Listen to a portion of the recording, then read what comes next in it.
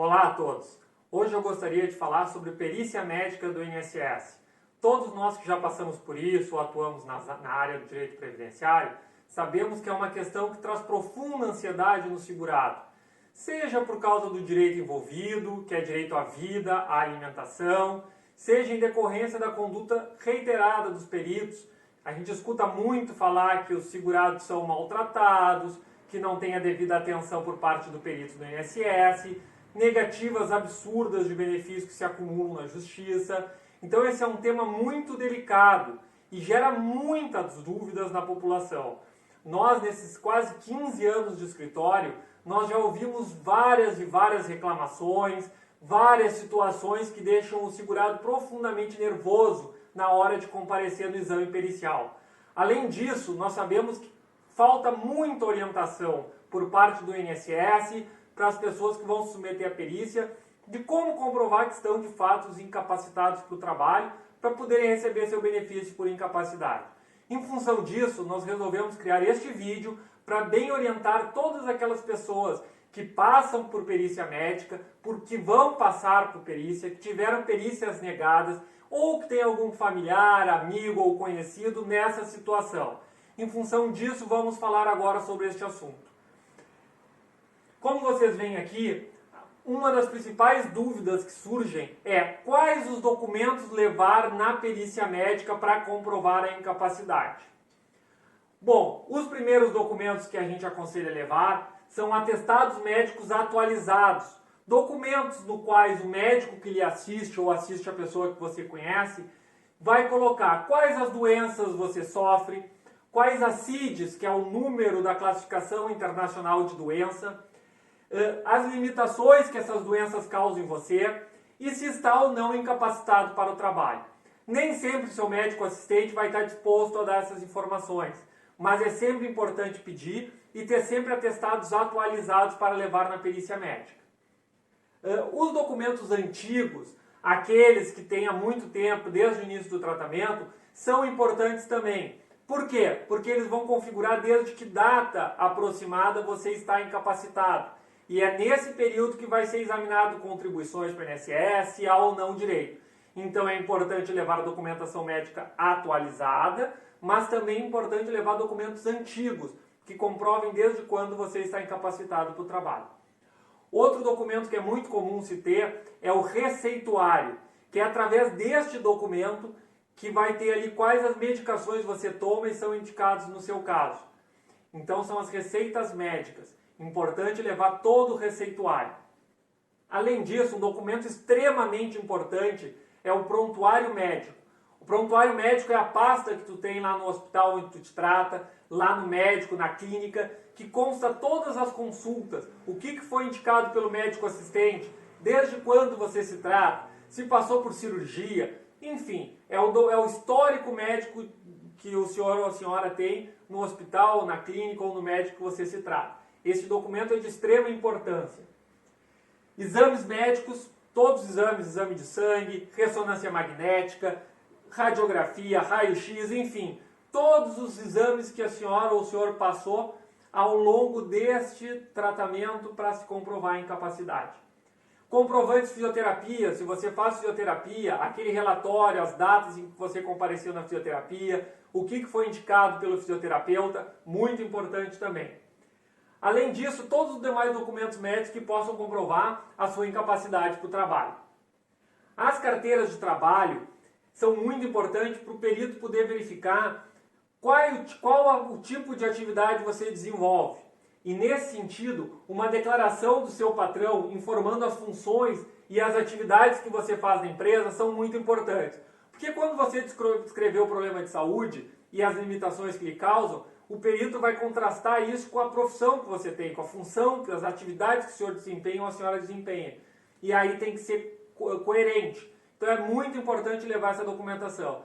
Ah, mas o perito não vai olhar, o perito não vai me dar atenção. Bom, infelizmente, quanto à atenção do perito, a gente não pode fazer nada, principalmente na esfera administrativa. Mas a sua parte tem que ser feita. Porque se pegar um perito decente, um perito correto, ele vai examinar tudo isso. Então é sempre importante ter esta documentação. E na justiça, a gente sabe que quando é negado um benefício por incapacidade ou uma aposentadoria, nesse caso benefício por incapacidade, é possível se ingressar na justiça para pedir a concessão do benefício ou o restabelecimento. E as perícias judiciais, em regra, são muito mais atenciosas. Então, na perícia judicial, você levando toda essa documentação, é muito provável que você vai ter êxito na perícia, ok? Tratada essa questão dos documentos, outra dúvida que surge muito: como eu me porto perante o perito? Tá? Como eu vou me esclarecer a situação? O que eu vou fazer? Essa questão é de muita importância, ok? Vamos lá. Vá vestido com a higiene normal do seu cotidiano, ok? A perícia, a gente costuma dizer, ela é um exame pericial, ela não é um evento social, ok? E essa questão é analisada.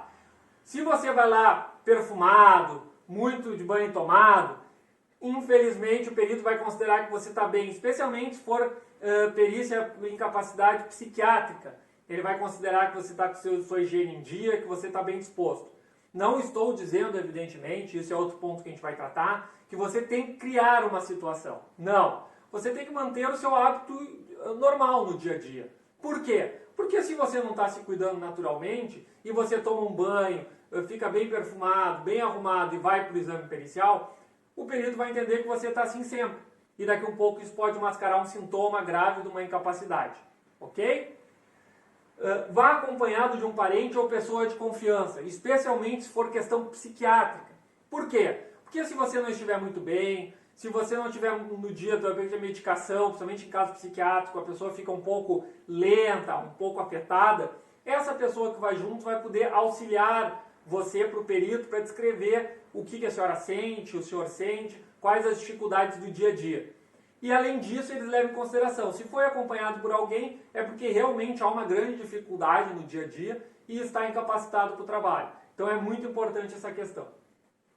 Organização dos documentos médicos, tá? Organize os documentos médicos em ordem decrescente cronológica. O que quer dizer isso? Você vai deixar em cima os mais atuais e os mais antigos você vai deixar embaixo. Porque é importante, quando o perito for manusear, ele tenha ciência do que você está sentindo hoje, fazer o exame. E depois ele vai olhar os mais antigos para definir o início da incapacidade. Então é importante deixar nessa ordem.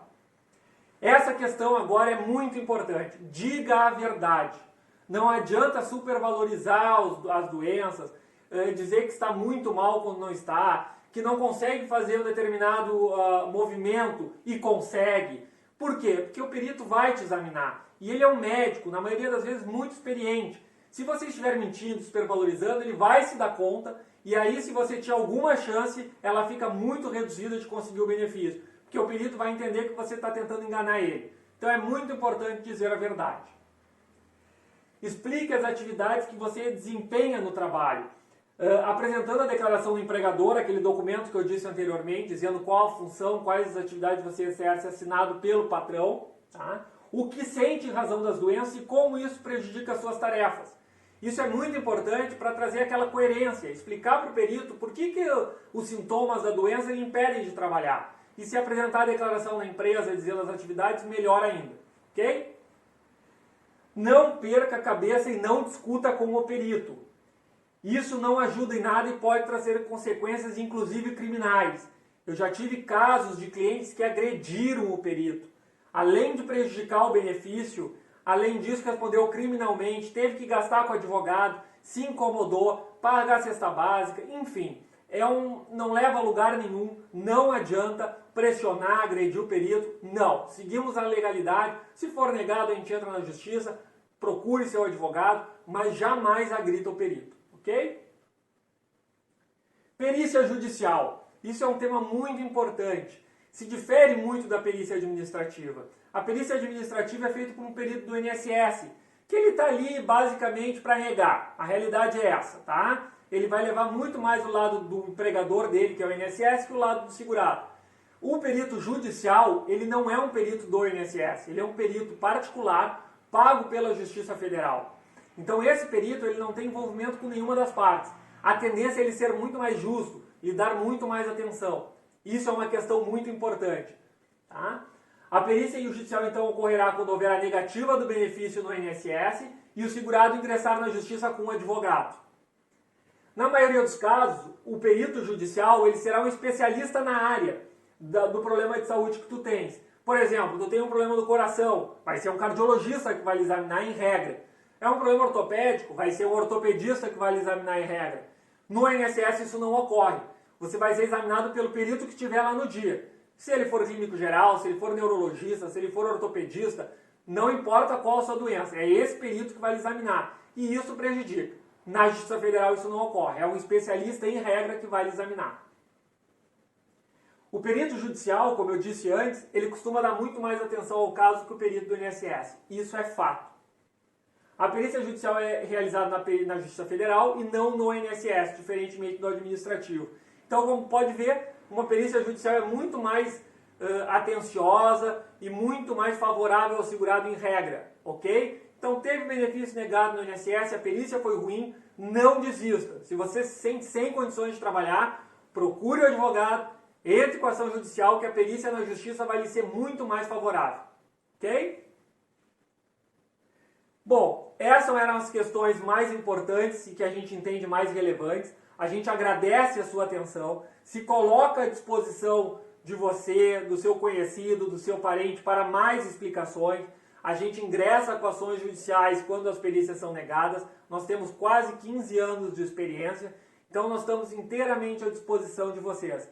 Se tiverem mais dúvidas, mais questões que queiram tirar, não somente com relação à perícia médica do INSS e da Justiça, como com questões previdenciárias e trabalhistas, fiquem à vontade de nos escrever, entrar em contato com a gente pelo WhatsApp, entrar em contato por telefone, fixo, celular, e-mail, pelo site, pelas redes sociais, Instagram, Facebook.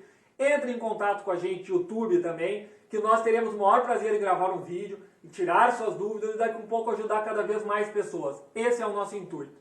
Agradeço novamente por ter assistido esse vídeo, por ter tido essa paciência conosco.